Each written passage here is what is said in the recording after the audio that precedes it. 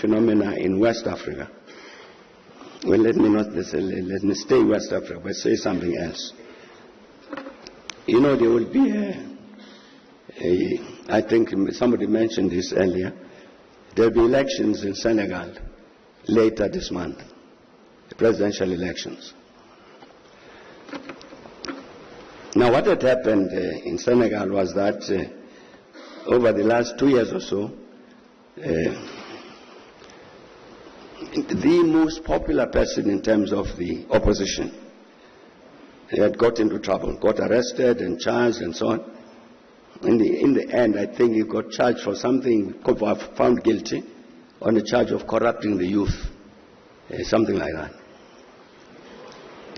Sentenced. By far the most popular politician, I'm talking about a gentleman called Ousmane Sonko. So that is in jail. And people were killed in Senegal demonstrating against his arrest and imprisonment. Genuinely popular figure. So,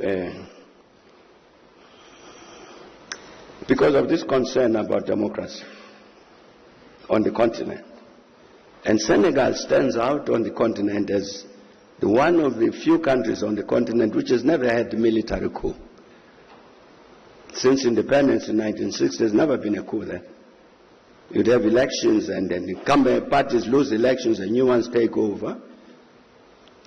But there was a crisis now because here is the most popular leader who is opposite side of the president in another party, but is in jail.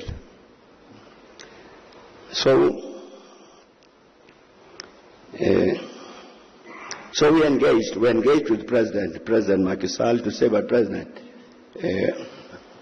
Senegal is very, very important on the continent as a great exemplar of democracy.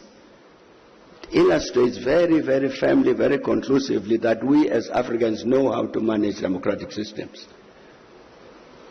And we can't afford to have Senegal fall back on that. And therefore, let the matter of Ousmane Sonko, who wants to run for president, let that matter be decided by the voters, not by prison warders. Yeah. And just before I came here, I saw a lovely report that President Macky Sall has intervened, declared an amnesty all the prisoners out of jail, including Ousmane Sonko,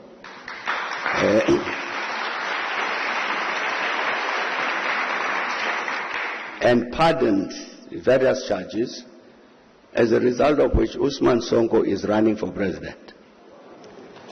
That was an excellent intervention made by the president of Senegal.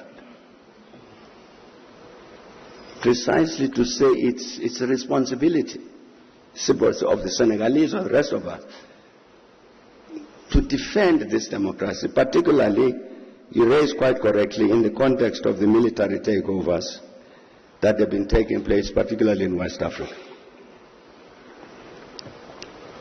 But I think we've got to understand this about the West Africa situation.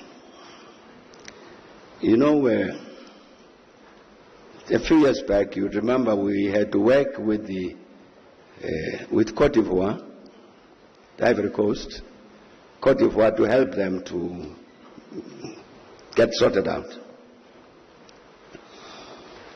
And one of the things that we found was that there was an agreement with France signed at the point of the independence of Côte d'Ivoire,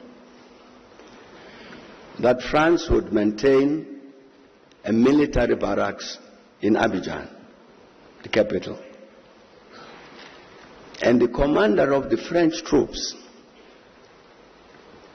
in any situation where he felt the security of Côte d'Ivoire or the security of France was threatened, he had the power, sovereign power, a French general, to take over the public stations, broadcasting, and announce whatever he liked. It's one of the agreements, one of the 12 or so agreements, that not only Cote d'Ivoire, but many countries of the Francophone countries that signed with France at independence. Mali just now has just repudiated all of those agreements. I think there were 11 or 12 of them, which include prescriptions about when you've generated a foreign currency, bank it in Paris. And Paris, the French franc then, would guarantee your currency, CFA. Part of what is happening in West Africa, Palisa, as you can see, is a rebellion by young officers against French neocolonialism. It's not only military coups to remove some elected president, but these young soldiers are saying our politics since independence has respected this junior relationship with France. That must end. So you see the big confrontation between these countries and France. It has to do with ending, like the agreements I've talked about. That you'd have a French general based in Cote d'Ivoire who has actually the power to intervene in Cote d'Ivoire as he liked. So it's an anti-neo-colonial rebellion. It has got this element, you are quite correct, of removing elected presidents. How does the continent deal with that? Well, you know, the OAU has a standard policy, as you mentioned, against illegal changes of government. So the military governments don't get recognized. But we have a particular consequence now, where Mali, Niger, Burkina Faso decide that they are walking out of ECOWAS. Now that can be a positive development. What is to be done? It's not a question that we can answer here. But I think, again, I'm trying to say, it's necessary for us to understand the objective reality. What actually is happening? It's not just young soldiers who are hungry for power and therefore remove this elected president. No. That's why they talk about Thomas Sankara. Sankara took power by coup d'etat. He was a soldier. But Sankara understood this particular issue, the need to destroy and defeat neocolonialism. And that's what these young soldiers are saying. What do we do with them? What does Africa do with them? I think Africa is a challenge, a problem, answering that issue, answering that question.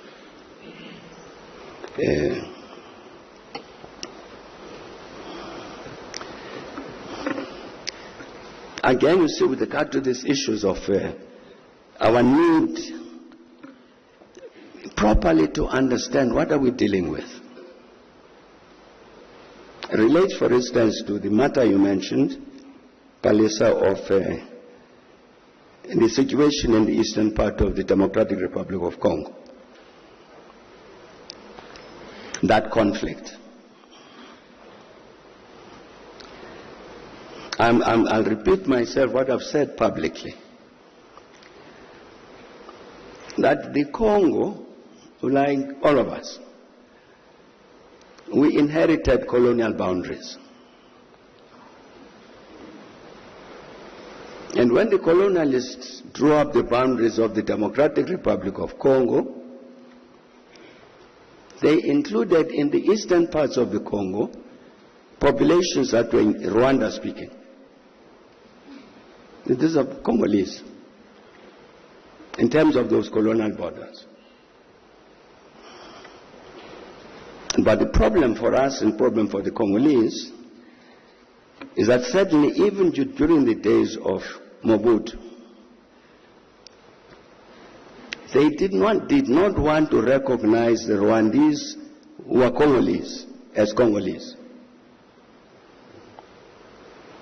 You even had a formation there in the Eastern Congo of a military group, a militia, which was called the Mai Mai. The Mai Mai whose purpose was to drive away these Rwandans back to Rwanda. And Mobutu was encouraging that.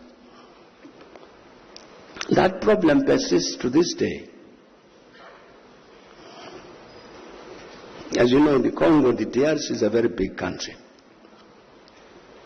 And one of the challenges since the return of democracy, which was there before, it persists, is the footprint of the government from Kinshasa is not necessarily strong everywhere in the country. So in the Kivus, this is part of the problem, in the Kivus in the Far East. That's why you have the M23. It's because the Rwandan people, the Banyamulenge in Eastern Congo, have for many decades felt this, that they don't have the protection of the government in Kinshasa. So they need to protect themselves. In addition, you've had this challenge of the people who committed genocide in Rwanda, then they ran away into the Eastern Congo. So they are also there. Some of them involved in all sorts of schemes and naturally to try and overthrow the government in Rwanda. I'm saying that the first, my view, is the first part in terms of dealing with the crisis in the Eastern Congo is recognizes that the Banyamulenge are Congolese. The Rwandan-speaking section of the population of the Congo is Congolese, and therefore must be protected by the government of the Congo, like all the population of the Congo is entitled to protection by the government. That's a starting point. And then this issue has to be dealt with. Then what about the interests of Rwanda in the Eastern Congo, about the Rwandans, this group that committed the genocide, as well as these Rwandan-speaking people? How do you regulate that relationship? But I'm saying the principal responsibility falls on the government of the Congo to protect the Rwandan-speaking population of the Eastern Congo, of the Kivus.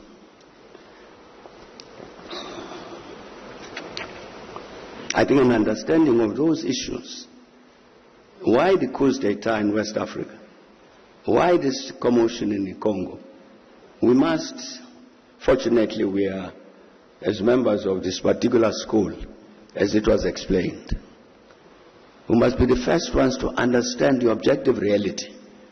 What is the reality we are dealing with? Not necessarily to be bought by slogans, as popular sayings, because they are popular, therefore they must be true. That's not necessarily correct.